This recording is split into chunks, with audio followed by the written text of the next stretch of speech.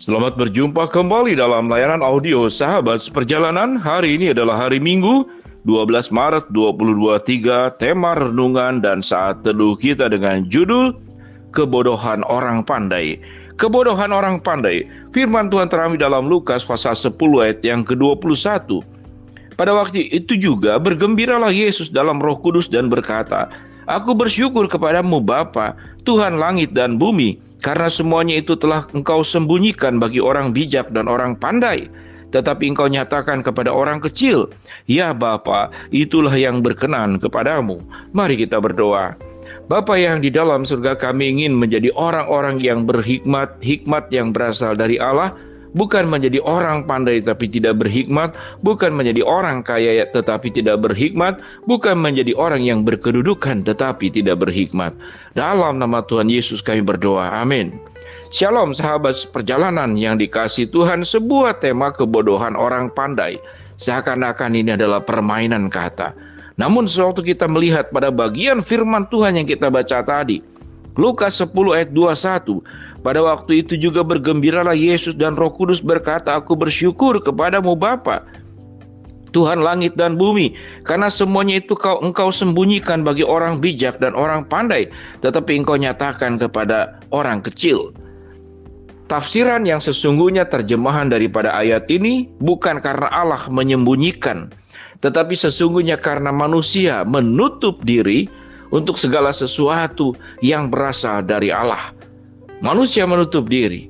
Apa itu yang disebut dengan kebodohan orang pandai? Orang-orang pandai yang belajar psikologi, yang belajar tentang antropologi, yang belajar tentang manusia, yang belajar tentang alam semesta, kemudian menyimpulkan bahwa seluruh alam semesta ini ada dalam teori Big Bang, yaitu ledakan besar. Tidak ada yang namanya Tuhan, bahwa seluruh semesta ini terjadi karena sebuah proses alamiah daripada alam ini sendiri. Maka kita boleh kategorikan bahwa itulah orang pandai yang bodoh. Tatkala seseorang diberkati secara berkelimpahan secara materi, memang dia seorang pejuang, seorang pekerja keras. Dia bekerja keras dan memang dia tidak pernah mempercayai Tuhan. Atau sebut sajalah, dia adalah orang ateis yang tidak mempercayai Tuhan. Kemudian dia sukses, dia menjadi kaya, dan dia berkata bahwa kekayaan ini adalah karena kerja kerasku, perjuanganku, dan bukan karena Tuhan. Tuhan itu tidak ada. Di mana Tuhan? Maka dia boleh dikatakan sebagai orang kaya yang bodoh. Pejabat yang bodoh adalah merasa semua kedudukan yang dimilikinya, maka tidak ada lagi yang lebih besar dari dia. Kemudian dia mengabaikan dan menyingkirkan Tuhan dalam hidupnya. Maka kita boleh katakan mereka adalah pejabat-pejabat dengan kedudukan tinggi, tapi pejabat-pejabat yang bodoh. Itulah yang disebut dengan kebodohan orang pandai.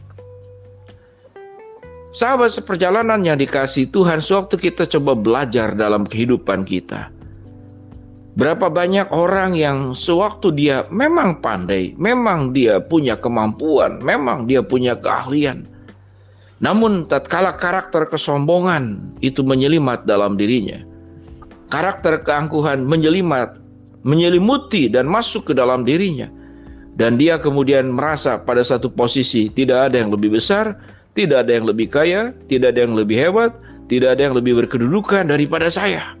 Maka pada saat itulah orang-orang tersebut sedang terjebak di dalam sebuah kehidupan yang bodoh. Sahabat seperjalanan yang dikasihi Tuhan, takut akan Tuhan adalah permulaan daripada hikmat. Orang-orang yang berhikmat adalah orang yang sangat tahu secara menyeluruh seluruh kehidupan ini. Nah, kalau kita melihat di dalam konteks Lukas pasal 10, maka pada ayat-ayat sebelumnya dikatakan Yesus mengecam beberapa kota. "Celakalah engkau Korazim, celakalah engkau Batsaida, karena jika di Tirus dan di Sidon terjadi mujizat-mujizat yang telah terjadi tengah-tengah kamu, sudah lama mereka bertobat dan berkabung. Akan tetapi pada waktu penghakiman, tanggungan Tirus dan Sidon akan lebih ringan daripada tanggunganmu." Ini adalah kritikan kepada kaum Korazim dan kaum Batsaida yang memang tidak pernah mempercayai Allah. Kalau kita boleh simpulkan secara sederhana, siapakah sesungguhnya orang pandai yang bodoh? Yaitu orang yang tidak mengakui keberadaan Tuhan. Orang yang tidak percaya bahwa dia berada, dia hidup, itu karena diciptakan oleh Allah. Orang yang tatkala mendapatkan sesuatu, dia merasa semuanya karena kuat kuasa, kuat kekuatan, kelebihan, kepandaian yang dimilikinya, tapi bukan itu dari Tuhan. Maka kita kategorikan bahwa orang ini adalah orang yang pandai, tapi sekaligus juga orang yang bodoh.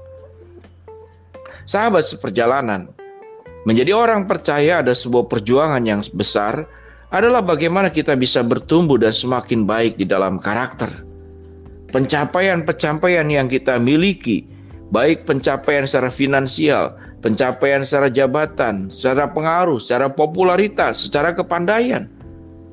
Maka kita seringkali bertemu bahwa orang-orang yang pandai kehilangan kerendah hatian. Orang-orang yang kaya kehilangan kemurah hatian. Para pejabat kehilangan hati yang mau melayani sampai turun ke bawah karena dia sudah terlalu asik dengan kursi dan jabatan di dalam dirinya. Maka jabatan, kekayaan, popularitas, kecerdasan yang dimilikinya memerangkap dirinya menjadi kelompok-kelompok orang-orang yang kemudian masuk dalam kalangan orang-orang yang bodoh.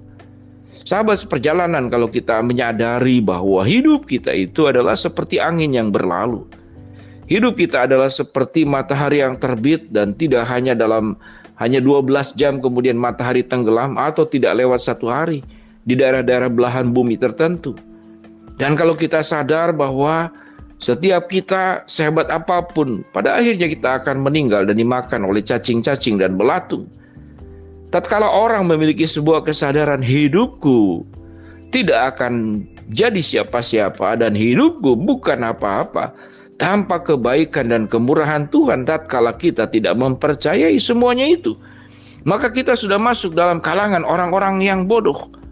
Sekalipun kita sudah memiliki apapun yang kau bisa raih di dalam dunia ini, bukankah sewaktu kita berpulang ke rumah Tuhan, kalau kita bertemu dengan Tuhan, tidak sehelai rambut pun kita bisa bawa. Tidak ada segenggam apapun benda yang kita miliki yang kita bisa bawa waktu bertemu dengan Tuhan.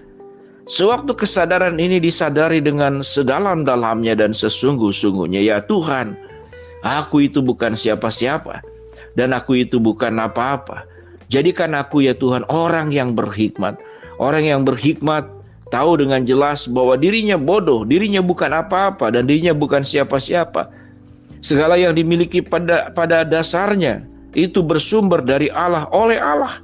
Maka oleh sebab itu kemuliaan pun harus kami kembalikan kepada Tuhan. Biarlah sahabat seperjalanan, lewat perenungan yang kita lakukan pada saat ini, sewaktu engkau memiliki kejayaan, engkau punya keberhasilan, engkau punya kekayaan, engkau punya pencapaian, engkau punya prestasi, engkau punya popularitas, katakan dalam hatimu sebagaimana kebenaran firman Allah. Aku itu adalah seperti rumput yang pagi tumbuh kemudian lisut dan layu. Aku adalah seperti angin yang sekarang datang kemudian akan balik kembali kepada Sang Penciptanya. Jadilah orang-orang bijaksana yang takut akan Allah. Jadilah orang-orang bijaksana yang terus memiliki kerendah hatian dan punya kesadaran saya bukan siapa-siapa dan bukan apa-apa tanpa Tuhan. Jangan masuk dalam kelompok yang merasa pandai tapi sesungguhnya bodoh. Mari kita berdoa. Bapa yang di dalam surga, terima kasih buat kebenaran firman Allah. Biarlah firman ini menjadi bagian dalam hidup kami. Hamba-Mu berdoa buat sahabat seperjalanan yang sedang sakit, Tuhan jamah sembuhkan. Sahabat seperjalanan yang sedang menghadapi masalah, Tuhan bukakan jalan. Sahabat seperjalanan yang sedang berdoa memohon sesuatu kepada Engkau, Tuhan kabulkan sesuai dengan waktu dan rencananya Tuhan. Dalam nama Tuhan Yesus kami berdoa. Amin. Shalom, Tuhan memberkati kita semua.